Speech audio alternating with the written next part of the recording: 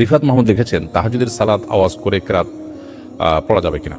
তাহাজ্জুদের সালাতে আপনি রাতে আওয়াজ করে কেরাত পড়তে পারবেন, যেহেতু রাতের নামাজ আপনি আওয়াজ করে কেরাত পড়তে পারবেন। দিনের নামাজ হলে সেটা নীরবে পড়বেন, আর রাতের নামাজ আপনি অবশ্যই আওয়াজ করে পড়তে পারেন। মোহাম্মদ জুনেদ ইসলাম আপনি লিখেছেন, আমি কিভাবে আল্লাহর প্রিয় বান্দা হতে পারি? আল্লাহর প্রিয় বান্দা হওয়ার জন্য দুনিয়া বিমুখতা হলো পূর্ব শর্ত।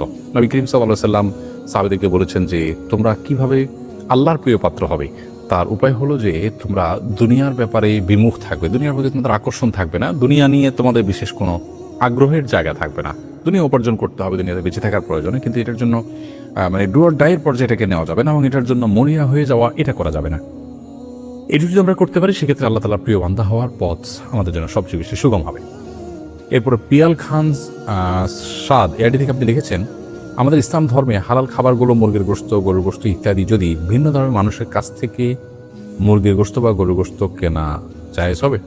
পশুগুলো বিসমিল্লাহ বলে জবাই করা হয়েছে কিনা জানা যদি না থাকে তাহলে খাদ্যকে হালাল হবে? বিশেষ করে দেশের বাইরে ঘুরতে গেলে এই ধরনের পরিস্থিতির সম্মুখীন হতে হয়।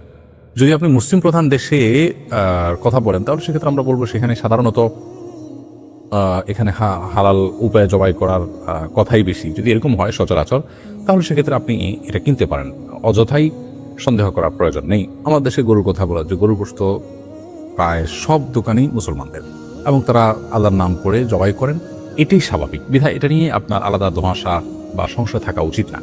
হ্যাঁ, দেশের বাইরে আপনি যাচ্ছেন, সেখানে অমুসলিম প্রধান দেশ যদি হয় তাহলে সেক্ষেত্রে সেখানে কিভাবে জবাই হয়েছে আপনি জানেন না, হালাল কোনো অথেন্টিক কোনো প্রতিষ্ঠান থেকে হালাল সার্টিফিকেশনও নেই, তাহলে সেক্ষেত্রে আপনি সন্দেহ হলে সেরকম খাবার অবশ্যই অ্যাভয়েড করবেন এবং নিশ্চিত হওয়ার চেষ্টা করবেন যে এটি হালাল উপায়ে জবাই হয়েছে কিনা। যদি হয় তাহলে গ্রহণ করবেন, আর যদি ধোঁয়াশা থেকে যায় বা নিশ্চিত হওয়ার সুযোগ না থাকে তাহলে সেক্ষেত্রে অবশ্যই অ্যাভয়েড করবেন।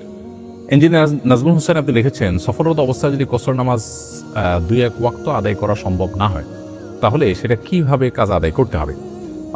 সফররত অবস্থায় কসরের নামাজ যদি আদায় করা না যায়, অর্থাৎ আপনার সফর অবস্থার নামাজ কাজা হয়, তাহলে বাড়িতে আসার পর সে নামাজটা যখন কাজা করবেন তো কসর হিসাবে কাজা করবেন, যেহেতু এটা ফরজ হয়েছিল কসর হিসাবে।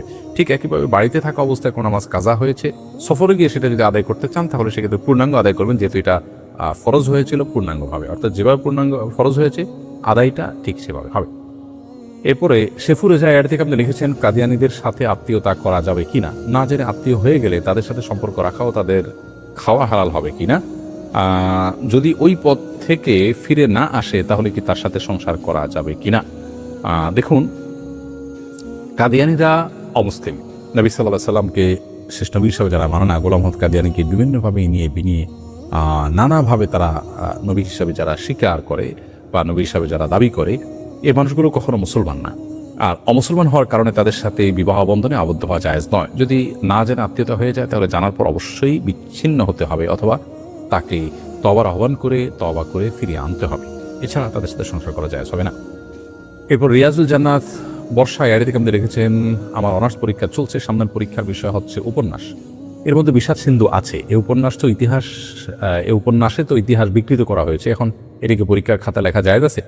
আপনি সেখানে কি লেখা আছে কোট আনকোট করে ওখানকার তথ্যগুলো আপনি সেখানে উপস্থাপন করতে পারেন। যদি সুযোগ থাকে, আমি জানি না আপনার পরীক্ষার কি ধরন কি, তাহলে সেক্ষেত্রে আপনি ব্র্যাকেটে বন্ধনীতে বা কোনোভাবে নিজের কোনো মতামত মূল্যায়ন থাকলে সেটা আপনি উল্লেখ করতে পারেন। বাট সেখানে শুধুমাত্র বইতে যা আছে যা সেটা আপনি লিখলেন, এটা তো আপনি অন্যদের কাছে প্রচার করছেন না, অতএব এটি আপনার জন্য না জায়েজ বা হারাম হবে না ইনশাআল্লাহ তাআলা।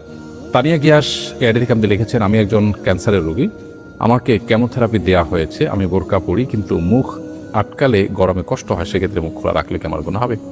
বোন তানিয়া, আল্লাহ তাআলা আপনার প্রতি রহম করুন, আপনাকে শেফায়ে কামাল দান করুন, আমরা দোয়া করি।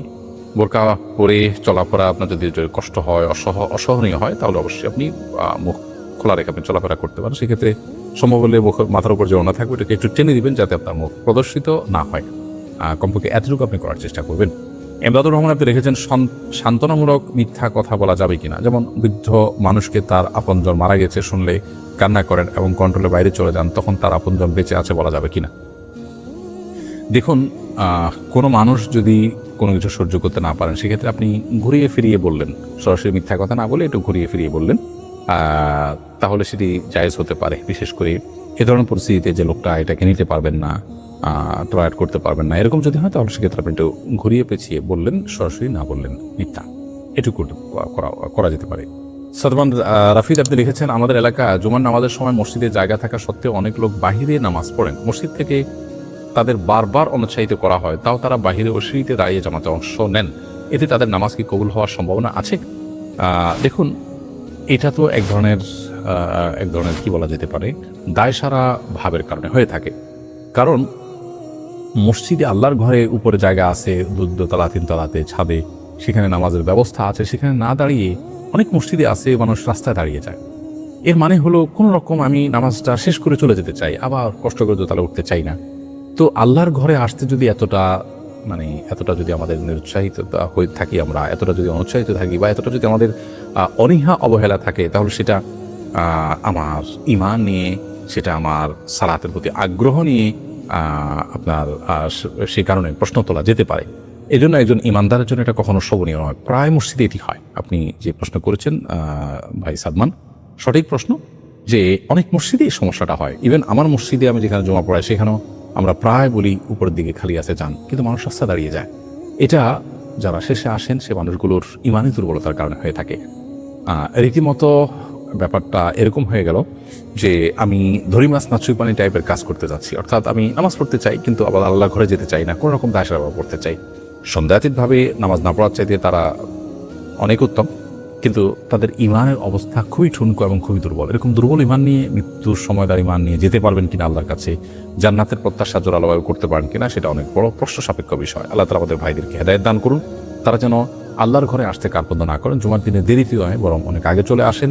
এবং রাস্তায় দাঁড়ানোর ক্ষেত্রে আরেকটা বড় সমস্যা হলো যে মানুষের চলাচলের যে ব্যাঘাত সৃষ্টি হয়, রাস্তা বন্ধ হয়ে যায়, সেটা তো আরেক গুনাহের কাজ। অতএব মসজিদের জায়গা থাকা সত্ত্বেও সেই কাজ করাটা অন্যায় কাজ। মসজিদ কর্তৃপক্ষের উচিত রাস্তায় নামাজে দাঁড়াবার কোনো ব্যবস্থা না করা এরকম পরিস্থিতি, এবং নিজেদের পক্ষ থেকে ভলান্টিয়ার সার্ভিস দিয়ে মানুষকে বুঝিয়ে অনুরোধ করে অনুনয় করে মসজিদে প্রবেশ করানো। তাহলে ইনশাআল্লাহ বিদিন আশা করা যায় যে পরিস্থিতির উত্তরণ কিছুটা হলেও হতে পারে।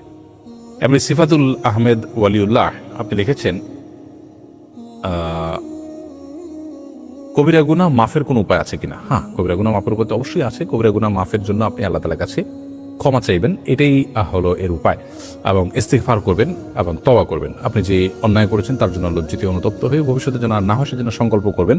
এটাই হলো কবিরা গুনাহ মাফের উপায়, এবং সেই গুনাহ থেকে সরে আসবেন, আর কখনো না করার সংকল্প করবেন। যেটুকু হয়েছে তার জন্য লজ্জিত অনুতপ্ত থাকবেন, আল্লাহর কাছে ক্ষমা চাইতে থাকবেন। ইনশাআল্লাহ আল্লাহ তাআলা অবশ্যই সকল গুনাহ মাফ করবেন। এভাবে নীরব শাকিল আপনি লিখেছেন আইডি থেকে, আমাদের পাশের গ্রামের একটা ছেলে আত্মহত্যা করেছে। এলাকাবাসী বলে তাকে জানাজা দেওয়া যাবে না এবং কাঁধে নেওয়া যাবে না। এই বিষয়ে ইসলাম কি বলে?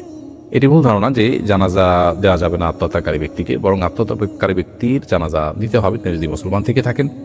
তবে তার জানাজা এলাকার ইমাম সাহেব না পড়িয়ে মুয়াজ্জিন সাহেব পড়বেন, মান্যগণ্য ব্যক্তিরা পড়বেন না। এটা আত্মহত্যার পরে মানুষকে উৎসাহিত করবার প্রয়োজন। নবী সাল্লাল্লাহু আলাইহি ওয়াসাল্লামের সময় আত্মহত্যাকারী ব্যক্তির জানাজা তিনি পড়েননি, তবে জানাজা পড়তে ওনাদেরকে নির্দেশ করেছেন। অতএব আত্মহত্যাকারী ব্যক্তির জানাজা পড়া যাবে, তার জন্য দোয়া করা যাবে।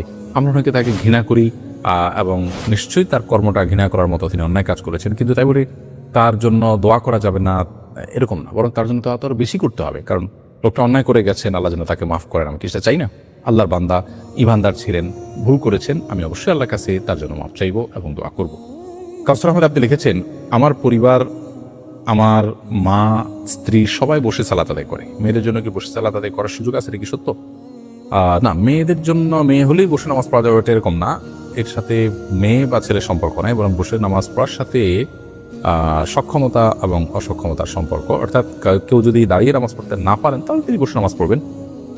এখন আপনার পরিবারের মা, স্ত্রী সবাই বসে নামাজ পড়ে মহিলারা, এটার কোনো যৌক্তিক কারণ আদৌ আছে কিনা? সবাই কি মাজুর? সবাই কি এরকম যে দাঁড়িয়ে তারা নামাজ পড়তে পারেন না, এরকম শারীরিক অসুস্থ আছে কিনা? যদি না থাকে তাহলে সেক্ষেত্রে তাদের জন্য এটা জায়েজ নাই। হ্যাঁ, নফল নামাজ বা সুন্নত নামাজ যদি হয় তাহলে পুরুষ মহিলা সবাই চাইলে বসে নামাজ পড়তে পারেন, তবে দাঁড়িয়ে পড়লে সব অবশ্যই বেশি হবে। আর ফরজ নামাজের ক্ষেত্রে যদি ইচ্ছাকৃত বসে নামাজ পড়েন শারীরিক সক্ষমতা থাকা সত্ত্বেও, তাহলে অবশ্যই গুনাহ হবে, নামাজ হবে না। সফুরা হায়দার আপনি লিখেছেন, আপনার শারীরিক অবস্থা এখন কেমন? অনেক ধন্যবাদ বোন আপনি আমার খবর নেওয়ার জন্য। আলহামদুলিল্লাহ, আমার শারীরিক অবস্থা আল্লাহ তাআলার ইচ্ছা, আল্লাহ তাআলার অনুগ্রহে আগের চাইতে অনেকখানি এটা ভালো, কিন্তু এখনও পুরোপুরি আমি কিউর নই, এবং ডাক্তার বলেছেন যে আরও বেশ কিছুদিন লাগবে, এবং পরিপূর্ণ যেন কিউর আমি হতে পারি, যাতে পুরো আর কোনো অসুবিধা না হয়। আল্লাহর কাছে আপনাদের খাস দোয়া আমি চাই। এতে বলবো আপনারা দোয়া করেছেন নিশ্চয়ই, সেই জন্য আল্লাহ তাআলা আপনাদের কর্তব্য ইবাদত করুন। কামরুন্নাহার কেয়া লিখেছেন, স্বামী তার মায়ের কথা স্ত্রীকে অন্যায়ভাবে মারে সবসময়, কোনো এক সময় কি রাগে স্ত্রীও পাল্টা মায়ের দিতে পারে? বোন, রাগে আপনি কোনো অবশ্যই এটি করাটা কাম্য নয় বা এটা করা যাবে না। হ্যাঁ, রাগের মাথা যদি হয়ে যায় তাহলে সেক্ষেত্রে সেটার জন্য প্রায়শ্চিত্ত করা উচিত, লজ্জিত অনুতপ্ত হওয়া উচিত, তওবা করা উচিত, ভবিষ্যতে যেন না হয়। এখন কথা হলো তিনি মাটিতে থাকেন, আমি কি করবো? আমি আত্মরক্ষা করার চেষ্টা করব। যদি এমন হয় যে তার মারে আমার আঘাতপ্রাপ্ত হই, আমি কষ্ট নিপতিত হই এবং আমি অ্যাক্সিডেন্টে পড়ার বা দুর্ঘটনার আশঙ্কা করি, তাহলে সেক্ষেত্রে অবশ্যই আমি ডেফিনেটলি সেটিকে প্রতিহত করার চেষ্টা করব বা আত্মরক্ষা করার চেষ্টা করব, কিন্তু পাল্টা তাকে মার দেওয়ার চেষ্টা করব না। হ্যাঁ, যদি এমন হয়, আল্লাহ না করুন এত মানুষ হয় যে আপনার জীবনকে সংকটের মধ্যে ফেলে দেয়, তাহলে তো সেক্ষেত্রে আপনি আত্মরক্ষার জন্য যতটুকু প্রয়োজন ততটুকু আপনি অবশ্যই করতে পারেন। কিন্তু আপনাকে এমনিতে শারীরিকভাবে আঘাত করেছে, যেটার কারণে আসলে বাঁচা মরার কোনো ব্যাপার না। আপনি জেদের বশবর্তী হয়ে রাগে কষ্টে ক্ষোভে আপনিও পাল্টা আঘাত করেছেন, তো অন্যায়ের বিপরীতে আপনিও একটি অন্যায় করলেন। তিনি যে অন্যায় করেছেন তার সাথে ছোট অন্যায় করেন, বরং আপনিও এক ধরনের বড় অন্যায় করেছেন। তো এটা উচিত না।